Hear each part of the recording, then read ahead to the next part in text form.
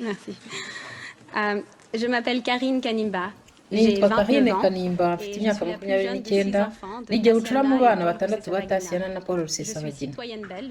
Mfite ubwenegihugu bw'Ububiligi n'Ubunyamerika, nabaye muri ibi bihugu byombi. Mu myaka 2 ishize byabaye ngombwa ko mpagarika akazi nari nishimiye gukora ku bijyanye n'ubukungu i New York.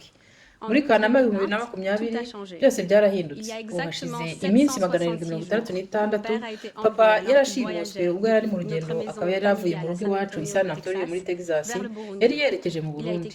Inzego z'ubutasi z'u Rwanda zamushimuse ageze i Dubai zibitumwe na guverinoma y'u Rwanda. Ubwo yahise ajyanwa mu Rwanda mu ndege bwite yari yakodeshejwe na perezida w'u Rwanda.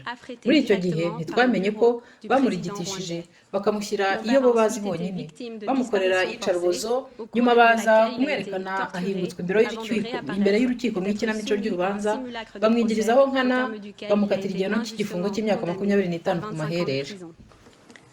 Le gouvernement belge, le gouvernement américain, guverinoma y'Ububiligi, iya Amerika, umuryango w'abibumbye n'imiryango yita ku burenganzira bwa muntu bose bemeje ko papa afunzwe mu buryo bunyuranyije n'amategeko.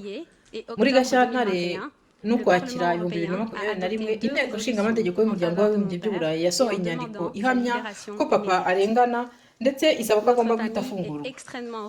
Banyakubahwa abadepite, umuryango wanjye urabashimira byimazeyo ku bw'ibyo byemezo mwashyize ahabona. Les efforts en faveur de cette résolution. En 2021, j'ai été victime du logiciel. Mu 2021 narahohotewe ubwo banekaga ibyo nandikiranaga n'abandi n'ibyo mvugana nabo kuri telefone yanjye igendanwa, babikora bifashishije Pegasus. Munyemerere mbabwire ko muri make icyabateye kuneka bifashishije Pegasus. Navukiye mu Rwanda mbere gato ya jenoside yo muri 1994 yangize imfubyi. Ababyeyi banjye bari mu bantu miliyoni bishwe muri jenoside. Nguko uko mukuru wanjye nayize, nanjye twabaye imfubyi. Ubwo nari mfite amezi 11 gusa. Muri ibyo bihe bya jenoside, Paul Rusesabagina yari diregiteri wa hoteli i Kigali. Muri ayo makuba abantu 168 baje guhungira muri iyo hoteli. Papa arabakira nubwo yari azi neza ko yari kubizira, kuko hari mu minsi isoresore n'abasirikare babaga bashaka kwica bari bamuhungiyeho. Papa yakoze ibishoboka byose afasha abo bantu ku buryo nta n'umwe wahiciwe, bose bararokotse. À la fin du génocide, lorsque Paul Rusesabagina et son épouse Tatiana ont appris que jenoside irangiye, Paul Rusesabagina na Tatiana bamenye ko ababyeyi bacu bishwe, baradushakishije twembi, Anaïs nanjye, badusanga mu nkambi, batwakira mu muryango, biyemeza kutugira abana babo, badufata neza kandi baradukunda nk'uko bakunda abana babo bibyariye, nabo bahinduka abasaza bacu na bakuru bacu. Liz, Roger, Diane na Trésor. Bakuru banjye Liz na Diane bari kumwe nanjye hano uyu munsi. Nyuma ya jenoside twagumye mu Rwanda amezi make, hanyuma papa bashaka kumwica. None hafata icyemezo, umuryango wose duhungira hano mu Bubiligi, aho twari twizeye umutekano kandi koko twarawabonye ikambere k'umuryango w'ubumwe bw'ibihugu by'Uburayi. Protection que nous cherchions ici à Bruxelles, au cœur de l'Union européenne. En 2004, cette histoire a été interprétée dans le film Hotel Rwanda. Biriya byabaye byaje gukinwamo filime yiswe Hotel Rwanda muri 2004. Nguko uko izina rya papa ryabaye ikirangirire mu isi yose nk'umuntu waranzwe n'amahoro n'indangagaciro ndashyikirwa.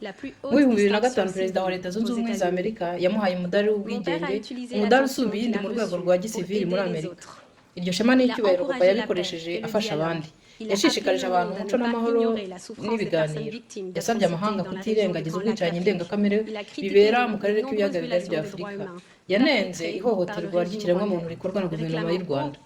Yasabye ashishikaye ko habaho demokarasi, ubwisanzure mu bitekerezo, mu itangazamakuru, ukuri n'ubwiyunge ku banyarwanda bose. C'est en défendant ces belles valeurs dont nous jouissons ici en Europe et dont vous êtes les garants. Bitewe no guharanira izo ndangagaciro nk'izi tubona i Burayi, yatangiye kwibasirwa na perezida w'u Rwanda Paul Kagame. Mu gihe cy'imyaka myinshi ubutegetsi bw'u Rwanda bwashakishije uko bwacecekesha umubyeyi wanjye, bubicisha muri za propaganda zo kumusebya hagamijwe kumutesha agaciro, ndetse banagerageje kumwicira hano muri Belgique, kuvogera urugo no gusahura inzu yacu i Buruseli, kumutera ubwoba ngo aceceke. Ariko papa ntiyigeze areka icyo yiyemeje, kuko yari azi ko uburyo yabonye bwari inzira yo kuvugira abimwe ijambo mu gihe cy'imyaka n'imyaka kubera ubutegetsi bw'igitugu. Des personnes réduites au silence par des décennies de dictature. Cependant, le gouvernement rwandais a quand même réussi à le kidnapper. Nyamara ikibabaje guverinoma y'u Rwanda yaje kumushimuta imukorera iyicarubozo iramufunga ikoresheje ibirego by'ibihimbano nk'uko yanabigenje ku bandi bantu benshi banenga guverinoma nk'uko papa byamugendekeye nanjye nagiriwe akarengane. Mu 2021 narahamagawe n'ishyirahamwe ry'abanyamakuru ryitwa Forbidden Stories bafatanije na Amnesty International bakurikiranaga hafi bya Pegasus ubwo basuzumaga iby'u Rwanda baje kubona ko nanjye nakorewe kunekwa hakoreshejwe Pegasus. Bambajije niba nakwemera ko bakora igenzura bakandebera binonosoye ubutasi nakorewe muri telefone yanjye nuko ndemera. Baje gusanga rero Pegasus yarakoreshejwe kugira ngo Pegasus avait été utilisé pour me cibler. J'étais terrifiée. Pour comprendre la raison de ma terreur, il faudrait imaginer nahinze umushyitsi kubera ubwoba kugira ngo mwiyumvishe ibyanteye ubwoba nimutekereze nk'ubu iyi telefone ibaye irimo Pegasus. Guverinoma y'u Rwanda yaba iri kumviriza ibivugirwa hano byose ndetse ikaba iri gufata videwo yacu tutanabizi ko kamera yayicanye bakanabasha gusoma email zanjye n'ubutumwa bwose nandika n'ubwo banyandikira kuri ino telefone bakumviriza ibyo mbwira abo telefone bose ibyo nabo bambwira ndetse n'ibyo mvugana byose n'abavoka banjye.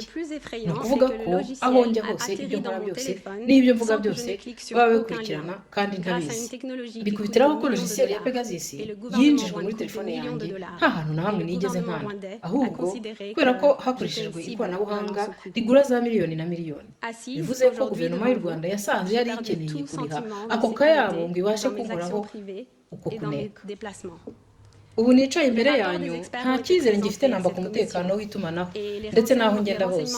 Raporo z'impuguke zohererejwe ino komisiyo kandi inzego z'iperereza z'Ububiligi nazo ku giti cyazo zemeje ko koko nakorewe iryo hohoterwa ryo kunekwa. Mbahaye nk'urugero, mu kwezi kwa Kamena 2021 nakiriwe na Minisitiri w'Ububanyi n'Amahanga w'Ububiligi mu biro bye. Izo raporo zerekana ko Pegasus yakoreshejwe mu kuneka mu gihe narimo nganira na Minisitiri w'Ububiligi mu biro bye kuva ninjiye kugeza nsohotse.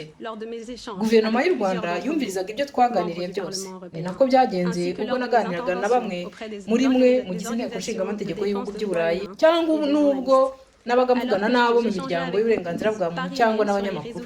Ikindi ni uko igihe cyose twandikiranaga kuri email basobanurira akarengane ko gufungwa k'umubyeyi wanjye nabwo babaga bari gusoma ibyo twandikirana byose. Namwe rero barabonetse kandi tutabizi.